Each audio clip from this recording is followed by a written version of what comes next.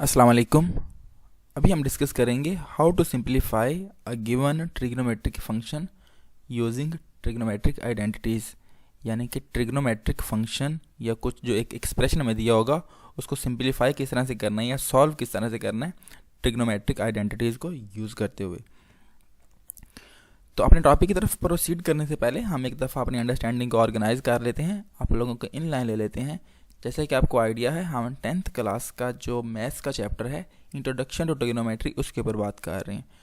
और इसमें हमने जो पहले 3 टॉपिक थे, measurement of angle, sector of circle और ट्रिग्नोमेट्रिक रेशोज, इन तीनों टॉपिक्स को इन डिटेल डिस्कस कर लिया है। अभी हम अपने 4th टॉपिक को आगे कंटिन्यू किए हुए हैं, दैट इज़ ट्रिग्नोमेट्रिक आइडेंटिटीज़। और इसमें हम सेकेंड पार्ट को डिस्कस करेंगे, that how to simplify a given trigonometric function. तो क्वेश्चन पेपर में कुछ यूँ आएगा, verify that cotangent theta is equal to secant theta is equal to cosecant theta. इससे मिलते जुलते क्वेश्चन जो है वो आएंगे, तो इसको देखते हैं किस तरह से सॉल्व करना है। तो कह रहा है इसको सॉल्व करने के लिए क्या करें, expressing left hand side in terms of sine and cosine we have. ये जो हमारे पास लेफ्ट हैंड साइड है इसको हमने यूँ लिख लिया, ठीक है। लेफ्ट हैंड साइड बेसिकली क्या है, cot theta into secant theta, ये दोनों आपस में मल्टीप्लाई हो रहे हैं। तो इनको हम साइन और कॉस की टर्म में लिख लेते हैं। मैं बताया कॉट बेसिकली क्या होता है, cos theta over sine theta होता है, और सीकेंट थीटा क्या होता है, 1 ओवर कॉस थीटा होता है। तो हमने इसको 1 ओवर कॉस थीटा लिख दिया। तो ये देखें, ये जो कॉस थीटा, ये कॉस थीटा से काट जाएगा तो हमारे पास बाकी क्या बच जाएगा, 1 ओवर साइन थीटा। तो साइन थीटा का अपोजिट क्या होता है, कोसिकेंट थीटा। तो हमने क्या देखा, जो हमारी लेफ्ट हैंड साइड है वो किसके बराबर आ गई, राइट हैंड साइड के बराबर आ गई। यही हमने प्रूव करना था। दूसरे एग्जाम्पल पे जाते हैं, कह रहा है verify that tangent 4 theta plus tangent square theta is equal to tangent square theta into secant theta. ठीक है, टेंजेंट 4 थीटा जमा टेंजेंट स्क्वायर थीटा बराबर है tangent square theta multiply by secant square theta. वही लेफ्ट हैंड साइड बराबर है tangent square theta plus tangent 4 theta plus tangent square theta. देखेंगे tangent 4 theta या टेंजेंट स्क्वायर थीटा, इसमें से हम टेंजेंट स्क्वायर थीटा कॉमन निकाल सकते हैं। जब टेंजेंट स्क्वायर थीटा कॉमन निकाल लेंगे तो अंदर क्या आ जाएगा, टेंजेंट स्क्वायर थीटा। क्योंकि 4 है, 4 थीटा है तो 2 थीटा बाहर आ गया, अंदर क्या आ जाएगा, स्क्वायर थीटा। और ये वैसे पूरे का पूरा बाहर आ गया है तो +1 जो है वो अंदर रह जाएगा। अब हमने ये जो है ट्रिग्नोमेट्रिक आइडेंटिटी पढ़ी हुई है, पैथागोरियन आइडेंटिटी के 1 plus tangent square theta is equal to secant square theta के बराबर होता है। यहाँ पर मैं टेंजेंट स्क्वायर थीटा +1 की जगह पर क्या लिख सकता हूँ, tangent square theta into secant square theta. तो ये देखिए हमारी लेफ्ट हैंड साइड जो है वो बराबर आ गई है राइट हैंड साइड के बराबर आ गई। यही हमने सॉल्व करना था। ये हमारे पास नेक्स्ट एग्जांपल है, cotangent square alpha, alpha means एक एंगल ही है, आप इसको थीटा या एंगल ही समझ लें, over cosecant alpha -1 is equal to cosecant alpha +1।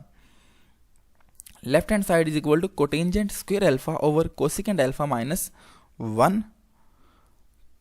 तो ये हमारे पास जो एक फार्मूला है, हमें पता है कि 1 plus cotangent square theta is equal to cosecant square theta होता है। इसको हमने रीअरेंज कर लिया, ठीक है। ये एक्चुअली था 1 plus cotangent square theta is equal to cosecant square theta, या यूँ भी कैसे कह लें कि cosecant square theta minus cotangent square theta is equal to 1। जो हमारी तीसरी जो ट्रिग्नोमेट्रिक आइडेंटिटी थी उसको हमने अरेंज किया, cotangent square theta is equal to cosecant square theta -1। ये जो 1 है ये इधर आ जाएगा और ये उधर चला जाएगा, ठीक है। तो ये इसको जब रीअरेंज करेंगे, आई होप कि आपको रीअरेंज करना आता ही है, ठीक है। तो इसको जब हम रीअरेंज करेंगे तो ये हमारे पास कुछ न्यू रिलेशन बन जाएगा। तो हम कोटेंजेंट स्क्वायर थीटा की जगह पर ये वाला रिलेशन लिख लेंगे, कोसिकेंट स्क्वायर थीटा -1। तो ये देखिए कोटेंजेंट स्क्वायर अल्फा की जगह पर हमने क्या लिख दिया, कोसिकेंट स्क्वायर अल्फा -1। अब आपको याद है कि x स्क्वायर -1 अगर होता हम उसको x +1 x -1 लिख लेते हैं, ये एक फार्मूला है। तो ये देखें पहली टर्म का स्क्वायर माइनस सेकंड टर्म का स्क्वायर, तो इसको हम एक दफ़ा प्लस और एक दफ़ा माइनस करके लिख सकते हैं। Cosecant alpha -1 cosecant alpha +1। तो ये कोसिकेंट अल्फा -1 और ये कोसिकेंट अल्फा -1 ये आपस में कट जाएंगे, तो हमारे पास बाकी क्या बच जाएगा, कोसिकेंट अल्फा +1, जो कि हमारी क्या है बेसिकली राइट हैंड साइड है। इस तरह हमने देख लिया कि left hand side is equal to right hand side, यही हमने प्रूव करना था।